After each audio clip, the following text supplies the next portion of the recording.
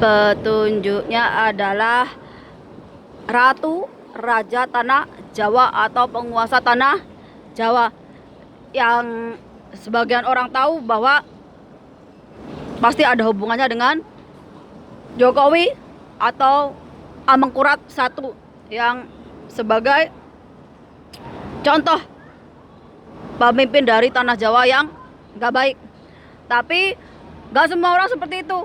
Banyak pemimpin tanah Jawa ataupun ratu ataupun raja tanah Jawa yang punya prestasi yang dicatat oleh bangsa-bangsa asing lainnya sebagai tanda bahwa nenek moyang kita itu orang yang punya adab, orang yang punya ilmu, dan juga orang yang linui, juga punya leadership atau jadi pemimpin yang bisa diteladani oleh rakyatnya. Dan ini ada di sejarah Tiongkok ataupun Eropa yang memang ketika itu udah menjalin kerjasama dengan nenek moyang kita.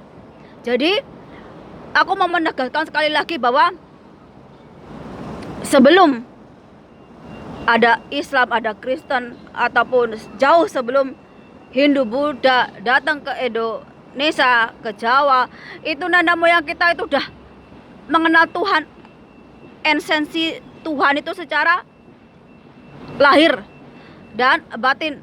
Artinya apa? Orang Jawa itu kalau menembah sama Tuhan yang Maha Esa, itu gak cuman badannya aja, tapi secara jiwa, secara rohani. Gak hanya omongannya aja ataupun gerak tubuhnya, tapi dengan perbuatannya. Jadi kita itu bisa tahu nih, mbah kita itu jadi orang-orang yang linuih.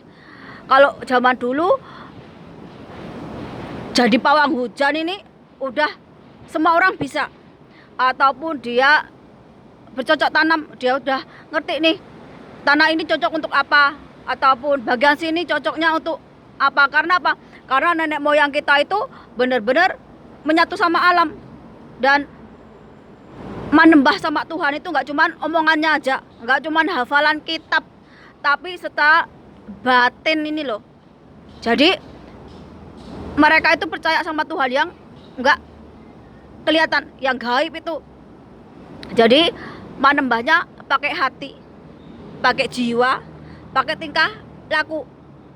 Jadi jangan menilai orang Jawa yang mungkin kalian lihat amalannya sedikit, nggak begitu ketara ke masjidnya atau ke tempat ibadahnya yang lainnya, tapi belum tentu orang yang seperti itu tuh nilainya lebih rendah dari orang yang hafal Al-Quran, hafal kitab-kitab, sudah naik haji, ataupun udah kemana-mana. Terkadang orang itu gak perlu menunjukkan seberapa taatnya dia ke Tuhan. Bisa juga dia itu melakukan menembah ataupun melakukan ibadahnya itu pakai hati, pakai rasa, pakai tubuhnya. Jadi mereka nggak jadi orang yang tamak, orang yang nggak serakah, yang menjaga alam, menjaga ada istiadat, juga berkelakuan baik. Itu lebih bernilai. Dan kalau kita itu ngaji ataupun nyari ilmu, nggak kira agama, nggak kira ilmu sosial politik, kita harus sabar menekuni ilmu itu. Kamu kemana aja bisa nyari ilmu itu, sampai ke negeri Cina, sampai ke negeri Arab, sampai ke Eropa. Tapi jangan pernah meninggalkan asal usulmu, jangan pernah meninggalkan apa yang ada sama kamu. Jangan sampai dibilang kacang lupa kulitnya. Kalau kamu mau belajar ilmu kehidupan, ya harus sabar menghadapi ujian yang datangnya dari Tuhan. Harus telaten, harus kuat. Kenapa? Karena aku mengalaminya sendiri. Kita gak hanya berkorban pakai uang ataupun hewan, tapi kita lebih ke hati kita yang berkali-kali dihancurkan, atau hati kita itu kadang marah, kadang dihina orang, disakiti orang, merasakan sakit, tapi kita harus nerima ing pandum, tidak membalas, ataupun kita itu rezekinya seret, nggak seperti orang lain, tapi kita itu tetap nggak patah semangat, kita tetap berusaha. Dan banyak lagi nih cobaan hidup, asalkan kita kuat. Namanya ilmu, dan ilmu ini berguna banget buat kita. Itu wawasan kita, itu seperti senjata kita untuk meraih masa depan yang lebih baik lagi. Kalau pemimpin, penguasa tanah Jawa, tentu saja dia akan punya kecerdasan, wawasan yang luas, juga karisma, karakter seperti orang Jawa pada umumnya, juga dengan wahyu atau kewahyon atau pulung atau keberuntungan. Karena apa? Karena orang Jawa itu walaupun jadi pak kampung atau kepala desa itu harus ada pulungnya. Kenapa? Kalau kamu itu punya pulung, kamu punya wahyu, kamu itu bisa bikin makmur desamu, orang-orangmu. Kalau kamu jadi ratu, jadi raja, jadi pemimpin, kamu punya wahyu keprabon atau wahyu kepemimpinan, ya kamu bisa membawa makmur. Kenapa? Karena wahyu keprabon itu pemberian Tuhan.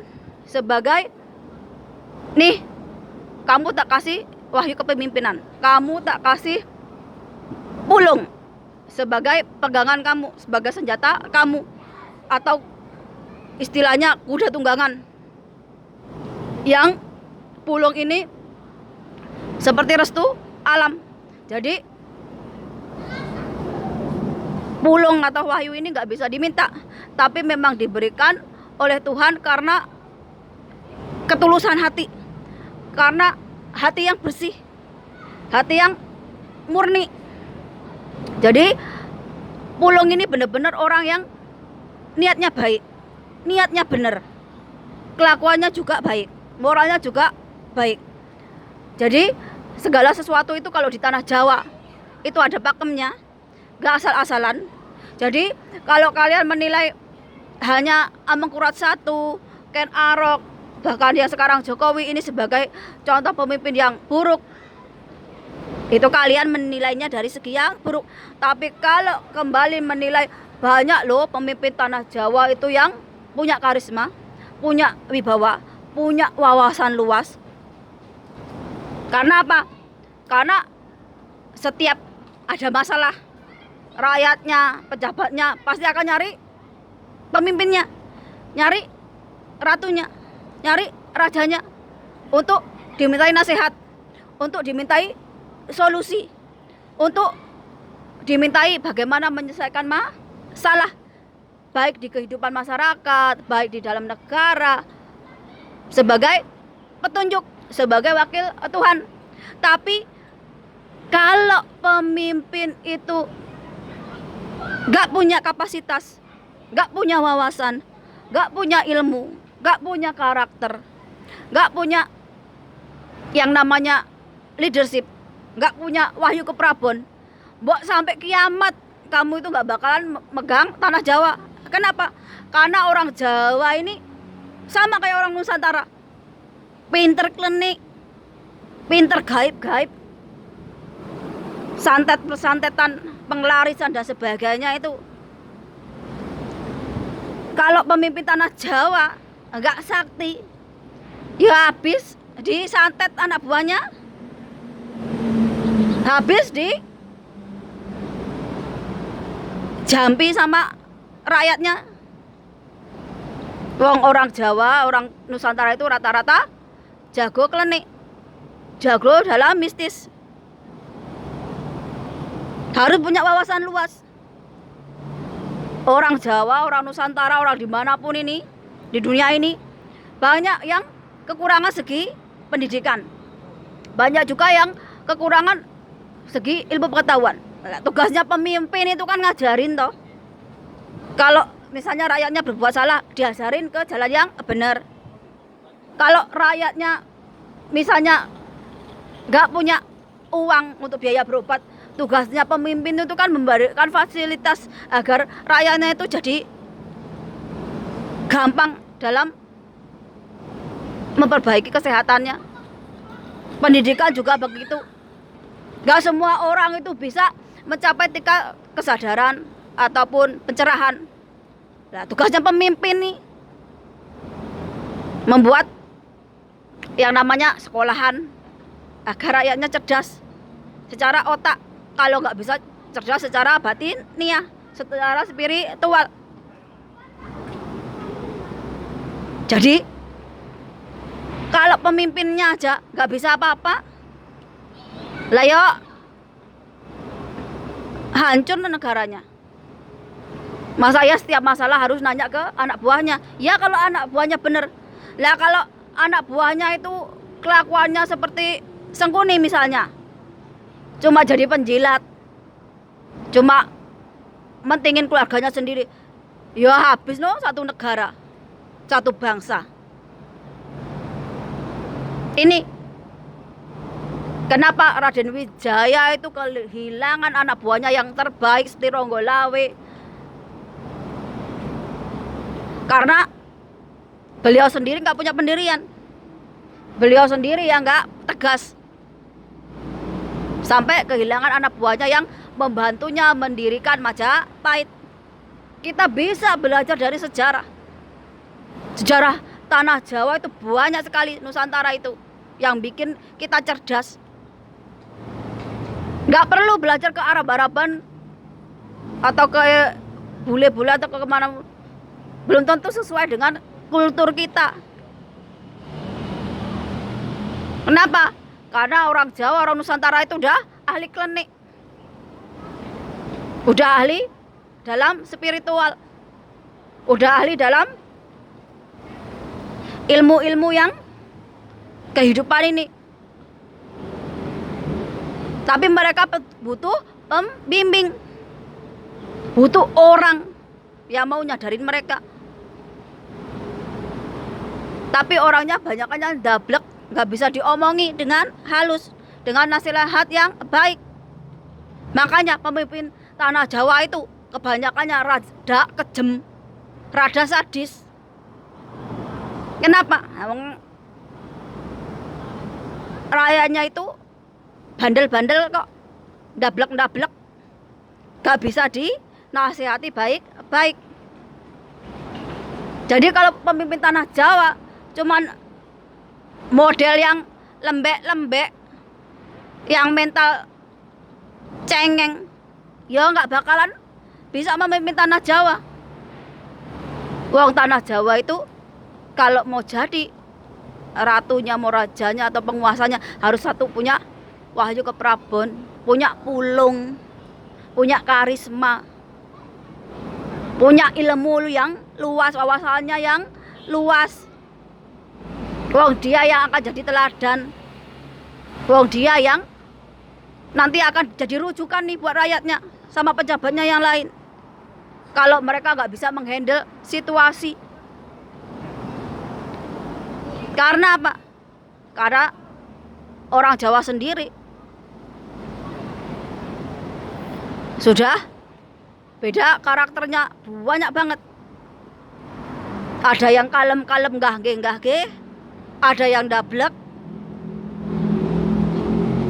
ada yang kalau anak-anak itu udah dipecut pakai rotan biar nurut. Nah, tapi kalau yang udah tua-tua mau mati nih, yang susah. Kalau nggak minta bantuan Tuhan, kalau nggak dapat mujizat dari Tuhan nih, perantara alam semesta ini, orang nggak bakalan sadar. Dablek omongannya. Makanya kalau mau jadi pemimpin tanah Jawa itu nggak cukup cuma kamu modal pintar, tapi perlu dukungan dari dipilih Tuhan, direstui alam. Kalau enggak, rakyatmu balelo, rakyatmu dablek, nggak bisa diatur. Apalagi kalau pemimpinnya yang bajingan. Pemimpinnya yang bandit, pemimpinnya yang kayak Sengkuni. Oh, tambah hancur tanah Jawa.